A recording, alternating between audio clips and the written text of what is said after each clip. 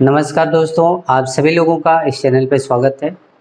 आज मैं आप लोगों की डिमांड पे, आप बार बार कहते हैं सर इंग्लिश पढ़ा दो, इंग्लिश पढ़ा दो, तो इसलिए आज मैं इंग्लिश का चैप्टर लेकर आया हूँ। और आज इंग्लिश के चैप्टर में सबसे पहले देखिए हम लोग पढ़ेंगे क्या क्या, उसका डिस्कशन कर लेते हैं। तो सबसे पहले तो हम टेंस को ही समझेंगे कि हम टेंस में हमको समझना है पहले कि एक्चुअल में टेंस होता क्या और ये कैसे हम बनाते हैं वाक्यों को, ठीक है ना। इसके बारे में हम लोग पढ़ेंगे, ठीक है ना। अब उसके बाद क्या होगा आपका कि टेंस जब आप समझ जाते हैं तो उसके बाद आप मोडाल को पढ़ेंगे, ठीक है ना। जो आपके मोडाल होते हैं, ठीक है ना, जैसे कैन में, माइट, मस्ट, ऑट टू, ये नीड, डेयर, ये सब जो मोडाल होते हैं उसके बारे में पढ़ेंगे। उसके बाद आप जो है कि एक्टिव पैसिव पढ़ेंगे। जो एक्टिव होता है और पैसिव फॉर्म होते हैं ना, एक्टिव पैसिव फॉर्म होते हैं उनको हम पढ़ेंगे। फिर आप इसके बाद डायरेक्ट इनडायरेक्ट पढ़ेंगे, ठीक है ना। इनडायरेक्ट इसको पढ़ेंगे हम लोग। फिर उसके बाद सिंटैक्स, ठीक है ना, जो आपका सिंटैक्स होता है, सिंटैक्स और सिंथेसिस, ठीक है ना, सिंथेसिस। तो इनको हम लोग पढ़ने वाले हैं, ये क्रम होगा। सिंटैक्स और सिंथेसिस में आप लोग जो है कि सभी जो आपके कंजक्शन होते हैं, इंटरजेक्शन होते हैं, प्रीपोजिशन होते हैं, इन सबको हम लोग कवर कर लेंगे, ठीक है ना। जैसे भाई जो आपके प्रीपोजिशन होते हैं, हमें मालूम नहीं होता है कि इन कहाँ लगता है, इनटू कहाँ लगता है, ऑन कहाँ लगाया जाता है, ओवर कहाँ लगाया जाता है, बीनीथ कहाँ लगाया जाता है। तो इनके बारे में हम लोग चर्चा करेंगे जब हम सिंटैक्स और सिंथेसिस पढ़ना स्टार्ट करेंगे। सिंथेसिस में आप लोग जो कि जो कंपाउंड कॉम्प्लेक्स जो मतलब सेंटेंस होते हैं, जैसे आप हिंदी में पढ़ेंगे आपका जो संयुक्त वाक्य क्या होता है, मिश्र वाक्य क्या होता है, सरल वाक्य क्या होता है, उसी तरह से इंग्लिश में भी होते हैं। तो इनके बारे में हम लोग पढ़ेंगे, ठीक है ना। और हम जो है कि सिंटेक्स में आपका जो पार्ट ऑफ स्पीच होता है ना, उसको भी देखेंगे, उसको भी कवर कर लेंगे। जैसे नाउन प्रोनाउन हो गया, आपका वर्ब हो गया, फिर इंटरजेक्शन कंजक्शन, ये सारे जो पार्ट ऑफ स्पीच होते हैं इन सभी का हम चर्चा करेंगे। और यकीनन आपका जो ग्रामर है, इंग्लिश ग्रामर, वो बिल्कुल ही मजबूत होगा। और अगर आप लगातार बने रहें, देखते रहें, तो आपको बिल्कुल आसान भाषा में समझाने वाला हूँ इंग्लिश को भी, ठीक है ना। तो हम आज सबसे पहले टेंस की चर्चा करते हैं, क्योंकि हमें हर जगह पे पहले तो वाक्य बनाना सीखना होगा। वाक्यों में जो वर्ड्स आएंगे उनकी पहचान हम बाद में करेंगे, वो यहाँ पर कैसे यूज हुए हैं, क्यों यूज हुए हैं, उसकी चर्चा हम बाद में करेंगे। तो ऐसा नहीं कि पहले हम वर्ड सीख लेते हैं फिर हम उसको करेंगे, तो बहुत मतलब थोड़ा सा उल्टा लगेगा और आपका इंटरेस्ट भी कम लग जगेगा, अच्छा नहीं लगेगा। तो इसीलिए हमने पहले आपको टेंस ही सिखाना है, ठीक है ना। तो आज शुरू करते हैं टेंस का पहला भाग, ठीक है ना। तो देखिए सबसे पहले चलते हैं टेंस की ओर। तो टेंस आपका जो होता है ना, इसे आप क्या कहते हो जी, या तो समय कह लेते हो या काल कहते हो, यही ना, समय या काल। आप टेंस की जो हिंदी होती है या तो समय कह लो या काल कह लो। टेंस से क्या होता है कि टेंस एक्चुअल में होता क्या है, टेंस किसी वर्ब का, यानी कि जो क्रिया आप करते हो उसके होने के समय को दिखाता है। बात समझे। जैसे अगर मैं लिखूं कि आई आई रीड अ बुक, अगर मैं ऐसे लिख दूं आई रीड अ बुक, इससे ये पता चल रहा है कि मैं किताब पढ़ता हूँ, लेकिन ये मतलब क्लियर नहीं हो पा रहा है कि कब पढ़ता हूँ, समय निश्चित नहीं, लेकिन ये तो निश्चित है कि मैं वर्तमान में किताब पढ़ता हूँ, ठीक है ना। अगर मैं दूसरी भाषा मतलब दूसरा वाक्य लिखूं, कह दूं कि I am reading a book, तो इससे ये पता चलेगा कि वर्तमान में ही इसी जस्ट जो पॉइंट ऑफ टाइम मैं इसको पढ़ रहा हूँ। बात समझ में आ रहा है, ये क्रिया का टाइम मालूम चल रहा है। अगर मैं सिर्फ लिख दूँ आई रेड, तो इसका मतलब क्या हो गया कि मैं पढ़ता था। आई रेड बुक, चलो आई रेड बुक लिख दिया, मैं किताब पढ़ता था। तो इससे क्या पता चला कि ये जो काम जो पढ़ने का मैं कर रहा था वो कहीं पास्ट में हो रहा था, मैं पहले पढ़ता था। अब नहीं पढ़ रहा हूँ। तो इस क्रिया का समय पता चलेगा। अगर मैं, चलिए ज़्यादा ना बढ़ाऊँ, अब तो समझ गए होंगे। अगर मैं कह दूँ कि आई विल रीड, ठीक है ना, या आई शैल रीड, बात समझिएगा। ये आई विल, आई के साथ शैल विल दोनों लगा सकते हैं। कब लगाएंगे उसकी चर्चा हम बाद में करेंगे। फिलहाल अगर मैं कहूँ I read a book, I will read a book, तो इसका अर्थ क्या हुआ कि मैं किताब पढ़ूंगा। मतलब यहाँ पर जो मैं पढ़ने का काम कर रहा हूँ ना, उसका, उसके समय का बोध हो रहा है कि ये एक्चुअल में घटना कब घट रही है, वर्तमान में घट रही है, पास्ट में मतलब भूतकाल में घट रही है, या भविष्य काल में घटेगी। तो इसका हमें टेंस से पता चलता है। टेंस और कुछ नहीं है, आपको बस याद रखना है कि tense is show only the point of time, क्या, वर्ब का, ठीक है ना। वर्ब का जो टाइम है ना, जो करने का, जो आप कोई काम कर रहे हो उसके करने का जो टाइम है, उसी को ये टेंस दिखाता है। बात समझ में आ गया। और इस टेंस में हम ये भी सीखेंगे कि आप वर्डों को कैसे अरेंज करते हैं।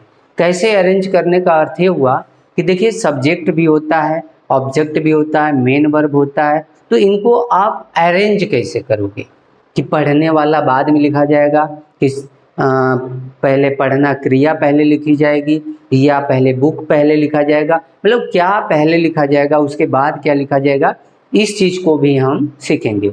मतलब यहाँ पर आप दो चीज़ सीखने वाले हैं। एक तो क्रिया कब होगी उसके समय को सीखेंगे, और दूसरी कि हम जो सब्जेक्ट, ऑब्जेक्ट और मेन वर्ब होते हैं इनको अरेंज करना भी सीखेंगे कि कौन किसके बाद आता है, किसके पहले आता है। बात समझ में आएगा। मीन्स कहने का मतलब आप वाक्य को भी सीखना, मतलब सीखेंगे कि वाक्य एक्चुअली में बनाया कैसे जाता है। बात समझ में आ रहा है। जैसे हम हिंदी में तो बोल दें कि मैं किताब पढ़ता हूँ, लेकिन अब मैं किताब, अगर ऐसे इंग्लिश में, जैसे मैं हिंदी में लिखा कि मैं किताब पढ़ता पढ़ता हूँ, तो अगर क्या इंग्लिश में ऐसे लिखा जाएगा आई बुक रीड, ऐसे लिखा जाएगा? ऐसे लिखा जाएगा नहीं ना।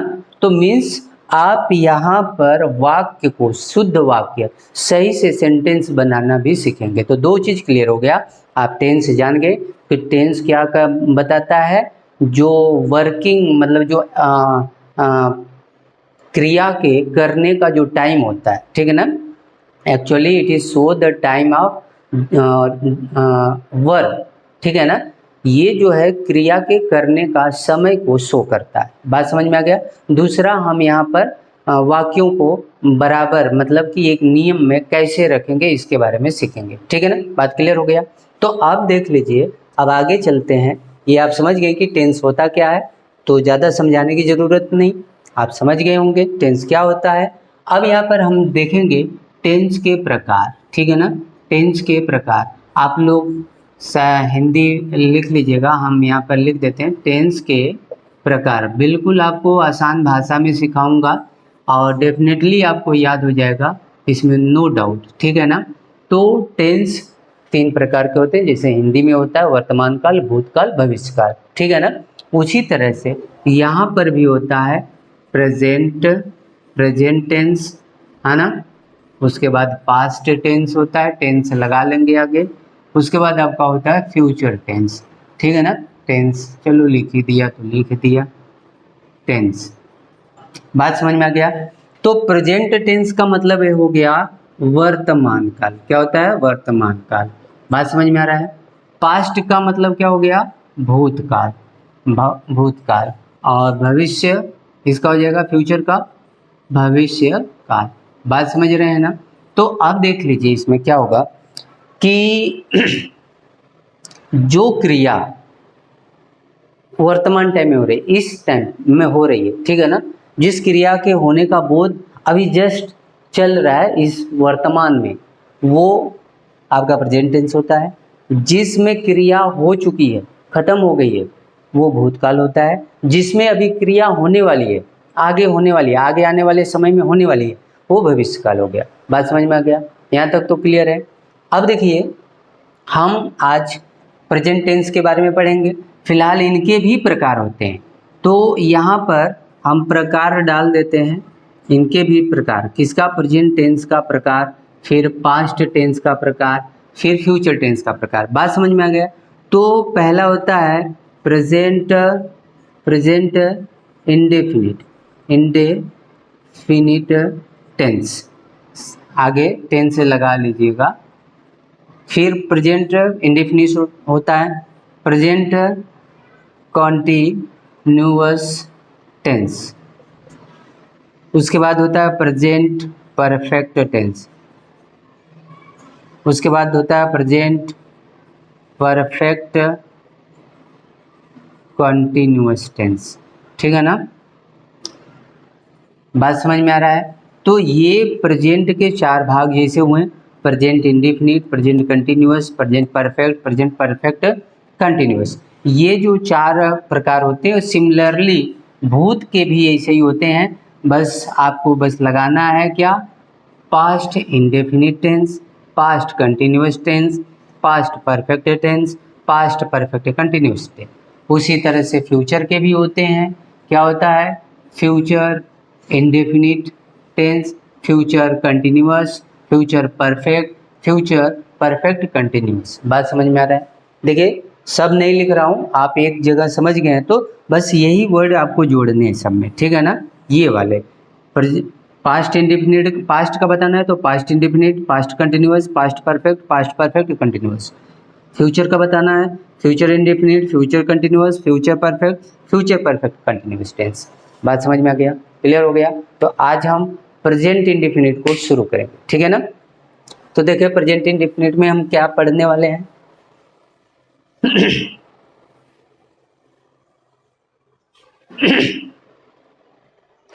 तो देखिए दोस्तों प्रेजेंट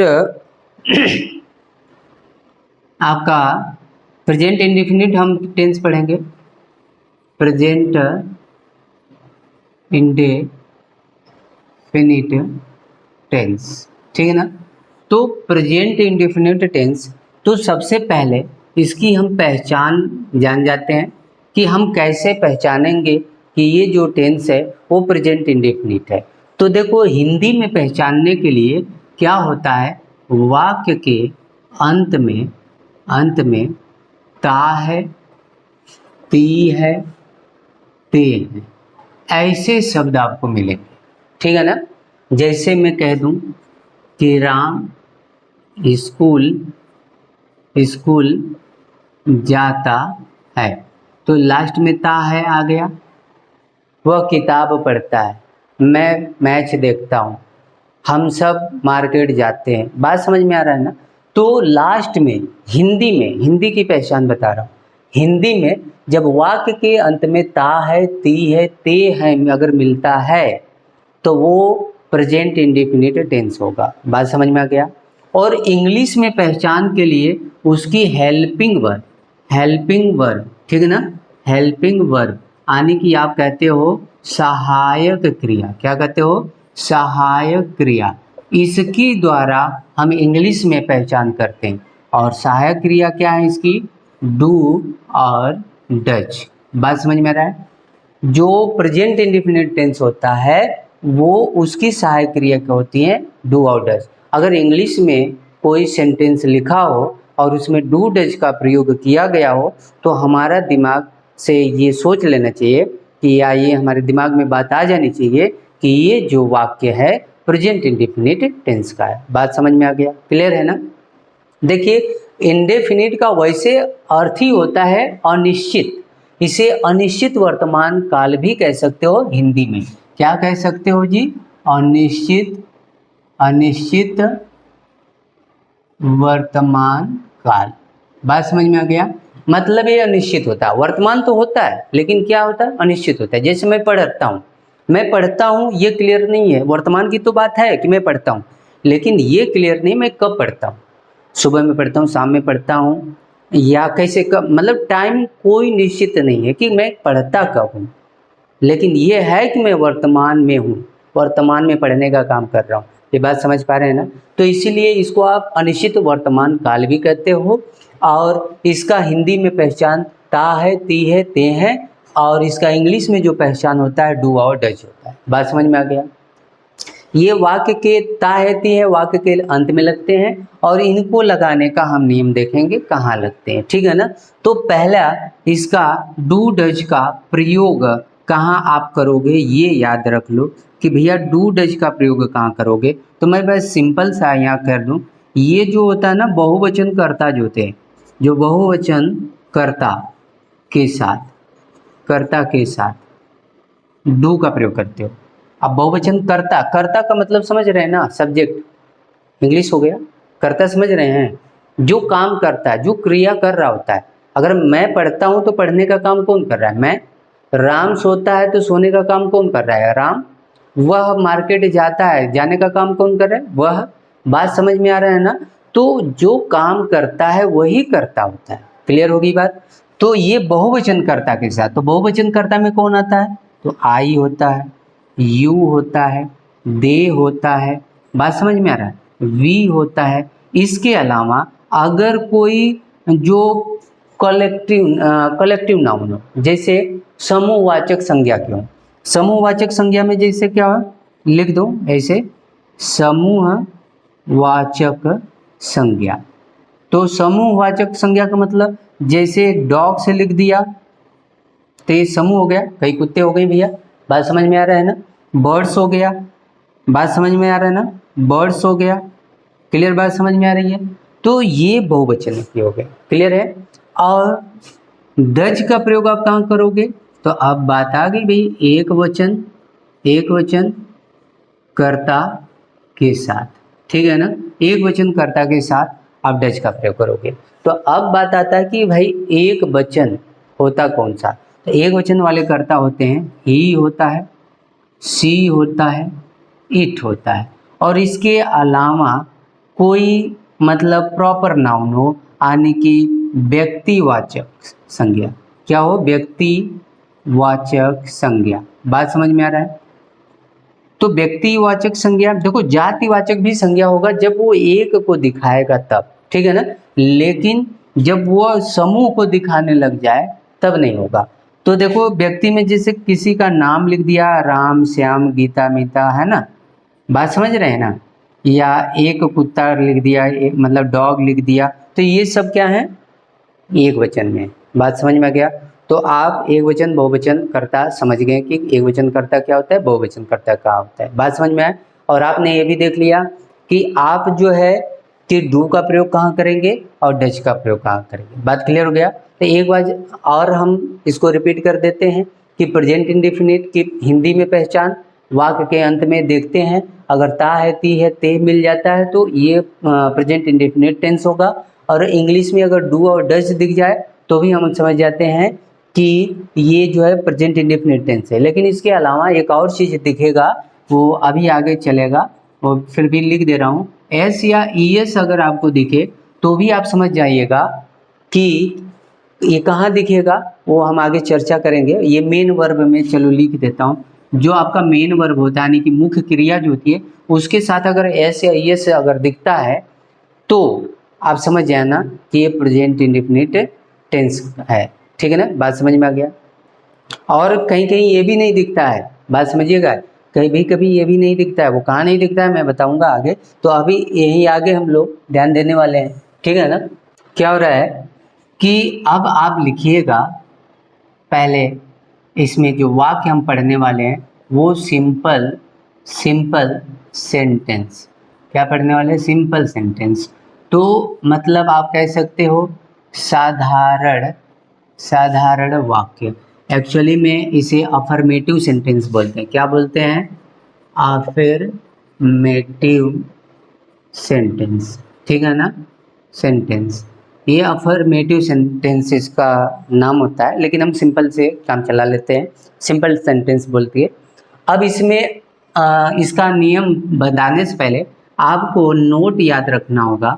वो क्या होता है कि इसमें, किसमें, सिंपल सेंटेंस में, इसमें डू या डज का प्रयोग नहीं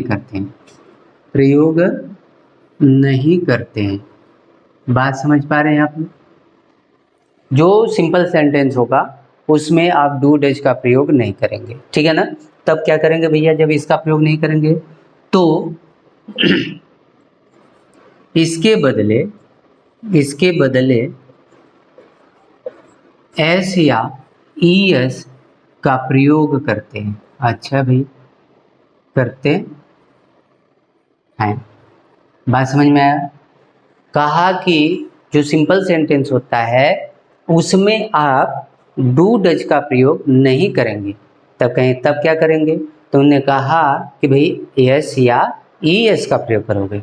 तो सवाल ये पैदा हुआ कि भाई एस या ई एस का प्रयोग कहाँ करेंगे फिर, तो अब हेडिंग डालेंगे एस या ई एस का प्रयोग, ठीक है ना, एस या ई एस का प्रयोग।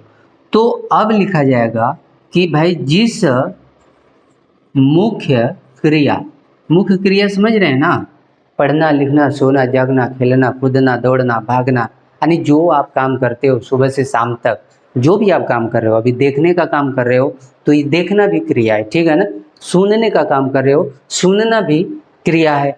आप सोच रहे हो, सोचना भी क्या है, क्रिया है। आप जो है कि समझ रहे हो, समझना भी एक क्रिया है। बात समझ में आ रहा है, मतलब जो भी आप काम करते हैं वो क्या है, क्रिया है। क्लियर, बात समझ में आ गई।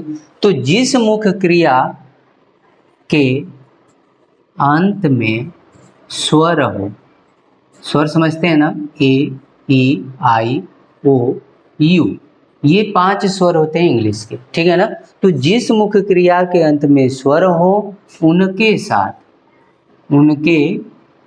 साथ ई एस का प्रयोग करते हैं तथा शेष के साथ साफ साफ दिख रहा है कि नहीं, उसे दिखना तो चाहिए। थोड़ा सा उर्दू में लिखते हैं, ठीक है ना, जल्दी जल्दी, लेकिन आवाज़ भी प्रॉपर आ रही होगी। समझिएगा कि जिस मुख्य क्रिया के अंत में स्वर होगा उसके साथ आप ई एस का प्रयोग करेंगे, और बाकी मतलब इनके अलावा लास्ट में कुछ भी आ जाए उनके साथ एस का प्रयोग करते हैं। बात समझ में आ गया, प्रयोग करते हैं। क्लियर है ना, ये बात आप समझ पा रहे हैं। एग्जाम्पल के तौर पे जैसे आपका गो होता है तो इसमें आप ई एस लगा देंगे, गोज हो जाएगा। बात समझ में आ गया। और यदि रीड आप लिखते हैं, ये मुख्य क्रिया पढ़ना, तो इसको बस इसमें आप एस जोड़ेंगे, रीड्स हो जाएगा। क्लियर है ना। तो जिस मुख्य क्रिया के लास्ट में स्वर आया उसमें ई एस जोड़ोगे, और जिस मुख्य क्रिया के अंत में स्वर के अलावा कुछ भी आ जाए उसमें केवल एस जोड़ोगे। ये बात आपको समझ में आ गई होगी। क्लियर है ना। तो अब हम आगे बढ़ें, ठीक है ना।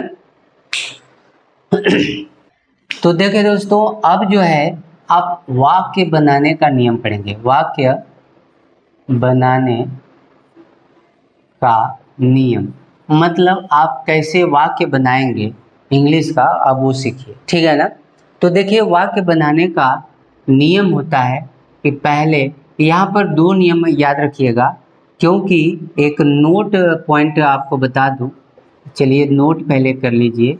क्या एस या ई एस का प्रयोग केवल एक वचन कर्ता के साथ किया जाता है। बात समझ गए। एस या ई एस का प्रयोग केवल एक वचनकर्ता के साथ किया जाता है, बहुवचनकर्ता के साथ नहीं लगता। बहुवचनकर्ता के साथ नहीं लगता। बात समझ में आया, ये नोट है। अब रूल आप वाक्य बनाने का देख लीजिए। क्या होगा, पहले आप सब्जेक्ट लिखोगे, फिर हेल्पिंग वर्ब, फिर ऑब्जेक्ट, फिर रिमाइंडर, ठीक है ना। बात समझिएगा। एक ही नियम लिख रहा हूँ, नहीं तो सिंगुलर का अलग लिखना पड़ता। सिंगुलर के लिए अगर मैं कहूँ यानी एक वचन के लिए तो सब्जेक्ट, फिर सीधे सीधे मेन वर्ब तो भूल ही गया इसमें, मेन वर्ब, ऑब्जेक्ट और रिमाइंडर, ठीक है ना। और जैसे यहाँ कहता मेन वर्ब में एस या ई एस, उसके बाद ऑब्जेक्ट और रिमाइंडर, ठीक है ना। ये सिंगुलर एक वचन के लिए हो जाता एक वचन, और अगर बहुवचन की बात आती तो subject, main verb, object, reminder, ये नियम हो जाता। तो ये हमें दो नियम लिखना पड़ता, लेकिन हम जान चुके हैं कहाँ यस लगेगा, कहाँ यस नहीं लगेगा, कहाँ डू डज लगेगा, कहाँ पर नहीं लगेगा, ये हम जानते हैं। इसीलिए बस आप एक ही नियम पर ध्यान दीजिए, ठीक है ना। अब एग्जाम्पल हम लेते हैं, जैसे में कि लिख दिया राम बाजार जाता है। बात समझिएगा, राम बाजार जाता है। तो सबसे पहले पहचान करो कि सब्जेक्ट जो काम करता है, ऑब्जेक्ट जिस ऑब्जेक्ट की हिंदी में पहचान बस आपको ये बता दूं कि जो मुख्य क्रिया दिखे यानी मेन वर्ब जो दिखे उसके जस्ट आगे ही ऑब्जेक्ट होता है। बात समझ में है, जो मेन वर्ब दिखता है ना उसके जस्ट आगे वाला ऑब्जेक्ट होता है, ठीक है ना। बस इंग्लिश में इन्हीं तीनों को सजाना होता है, सब्जेक्ट, हेल्पिंग वर्ब और मेन वर्ब। बाकी ऑब्जेक्ट को कहीं भी लिख दो, पीछे आगे पीछे हो जाएंगे, उससे कोई मतलब नहीं है, ठीक है ना, वो सब सही होगा। तो यहाँ तीन चीज दिख रहा है, सब्जेक्ट दिखा, ऑब्जेक्ट दिख गया, मेन वर्ब दिख गया। अब सजाना है तो पहले आप सब्जेक्ट लिखोगे, तो सब्जेक्ट मतलब राम लिखोगे। बात समझ में आ गया। उसके बाद हेल्पिंग वर्ब, तो देखो ये साधारण वाक्य है। अब साधारण वाक्य की पहचान क्या होगी, आपके दिमाग में आएगा कि सर साधारण वाक्य क्या होगा, ठीक है ना। हम कैसे जानेंगे कि यही साधारण वाक्य है। तो सबसे पहले देखो निगेटिव को ले लो, जो नकारात्मक वाक्य है। तो नकारात्मक वाक्य में क्या होगा कि उसमें हर काम को मना किया जाएगा। जैसे राम बाजार नहीं जाता है, वो नहीं खाता, वो नहीं पीता है। बात समझ में आ रहा है, तो वो नेगेटिव हो गया। अब उसके बाद इंट्रोगेटिव होगा।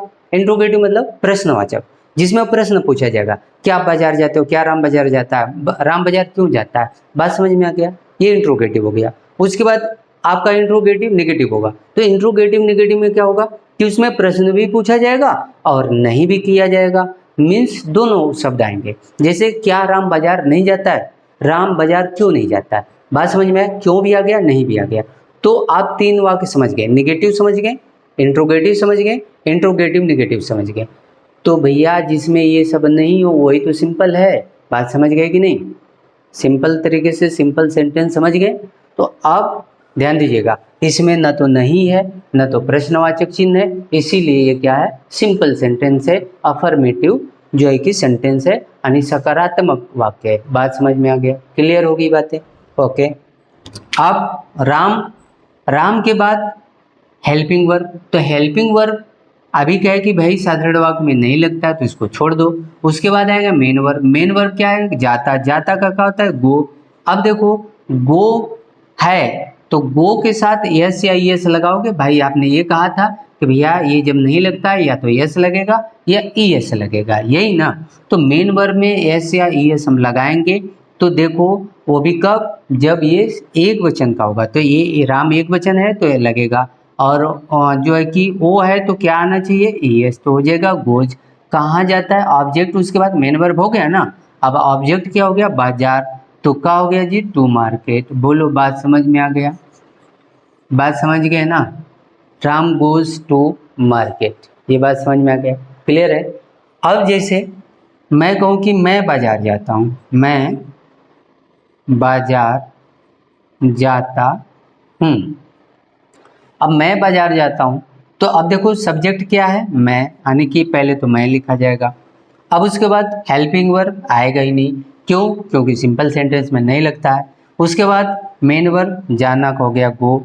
अब गो में यहाँ लगाए ईएस, यहाँ भी लगेगा नहीं, क्यों, क्योंकि बहुवचन है, बहुवचन में एस या एस का प्रयोग नहीं करते, तो ये ऐसे ही रहेगा। कहाँ जाता हूँ भैया, आगे, आगे मेन वर्ब हो गया तो ऑब्जेक्ट, ऑब्जेक्ट क्या है, बाजार, ठीक है ना। तो टू का हो जाएगा मार्केट। बात अब समझ गए होंगे ना कि I go to market, Ram goes to market, अंतर समझ में आया। दोनों सिंपल सेंटेंस हैं, दोनों में हेल्पिंग वर्ब नहीं लगेगी, लेकिन एक में ईएस का प्रयोग हुआ है, एक में नहीं हुआ है। क्यों? क्योंकि ये एक वचन में था इसलिए लगा, ये बहुवचन में है इसलिए नहीं लगा। ये बात आपको समझ में आ गई होगी। क्लियर है ना? कोई डाउट नहीं है। एक और सेंटेंस लेते हैं, जिसे मैं लिख दिया कि राम अपने दोस्त श्याम के साथ पार्क में क्रिकेट खेलने अच्छा चलो पार्क में, और भी बड़ा करते हैं, पार्क में, ठीक है ना? पार्क में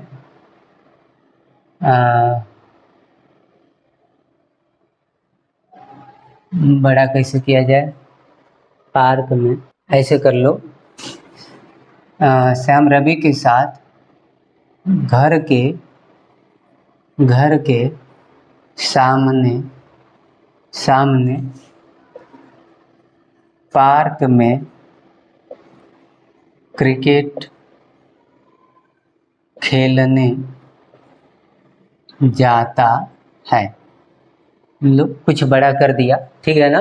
तो अब देखो, अब इतना बड़ा जो सेंटेंस है आप देख के घबराएंगे कि बेटा ये लगेगा कैसे, ठीक है ना?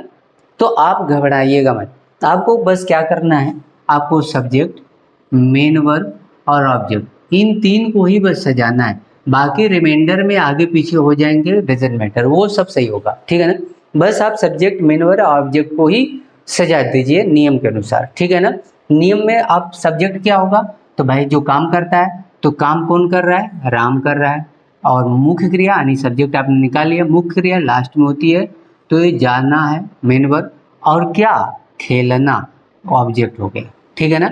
अब उसके बाद क्या है सबको अलग कर लो। अपने दोस्त श्याम के साथ घर के सामने पार्क में क्रिकेट खेलने जाता है, ठीक है ना? है बस समझ में? तो जब आप ऐसे अलग कर लीजिए तो तीन को आप सजा दो। तो सबसे पहले सब्जेक्ट लिखते हो, तो सब्जेक्ट में क्या हो गया? राम। बात समझ में गया? अब राम एक वचन है और सिंपल सेंटेंस है, तो सिंपल सेंटेंस में तो डू डज का प्रयोग होता नहीं है, आपने पढ़ा, तो डू डज यहाँ लगाएंगे नहीं। अब आते हैं मेन वर्ब पे, तो मेन वर्ब क्या है? जाना। तो जाना का होता है गो, और इसमें ईएस लगेगा कि नहीं? लगेगा। क्यों? क्योंकि राम एक वचन है, तो आप ईएस लगा दोगे, राम गोज हो गया। अब कहाँ जाता है भैया? तो खेलने। किसके लिए? To play. आई बात समझ में? ऑब्जेक्ट क्या है? टू प्ले, खेलने जाता है। क्या खेलने जाता है? क्रिकेट। प्ले, द क्रिकेट का दो या प्ले क्रिकेट, प्ले क्रिकेट, खेलने जाता है कहाँ? बस यहीं से आगे बढ़ते जाओ, पार्क में, तो इन द फील्ड, आप पार्क भी लिख सकते हैं, इन द फील्ड। कहाँ भैया? घर के सामने, तो इन, जो कि फ्रंट ऑफ होम, अपना घर, होम होता है, पूरा बिल्डिंग हाउस होती है, ठीक है ना? किसके साथ? अपने दोस्त श्याम के साथ, तो विद, देखो के साथ विद हो गया, अपने दोस्त, अपने का हिज होता है, फ्रेंड कौन? श्याम। बात समझ में आ गया? क्लियर है ना? बात समझ में आ गया कि Ram goes to play cricket in the field in front of home with his friend Shyam. बात समझ में आ गया होगा? तो देखो कितना आसान था, बड़े से भी सेंटेंस को आप आसानी से बना सकते हैं, उसमें कोई दिक्कत की बात नहीं है। बस आपको ध्यान रखना है कि सब्जेक्ट, मेन वर्ब और ऑब्जेक्ट को सजाना है। बाकी जो भी उसमें रिमाइंडर होते हैं, जो अन्य मतलब के वाक्य के भाग होते हैं, उनको आगे पीछे रख सकते हो। ये ऐसे भी बोल सकते थे, Ram goes to play cricket, या गो टू प्ले, मान लीजिए क्रिकेट बोल दीजिए, in front of house with his friend Shyam in the field, या कह सकते हो Ram goes to play cricket in front of home in the field with his friend Shyam. मतलब इनको आप आगे पीछे बोल सकते हैं, इसमें कोई भी दिक्कत नहीं होने वाली है, ठीक है ना? सब के सब सही होंगे। बस आपको ये सब्जेक्ट, मेन वर्ब और ऑब्जेक्ट को सही से रखना होगा, ठीक है ना, नियम के अनुसार। तो वीडियो लंबी हो जाएगी, आज के लिए हम इतना ही रखते हैं। बाकी इसके अगले पार्ट को हम अगली वीडियो में कवर करेंगे। तो तब तक के लिए नमस्कार, धन्यवाद।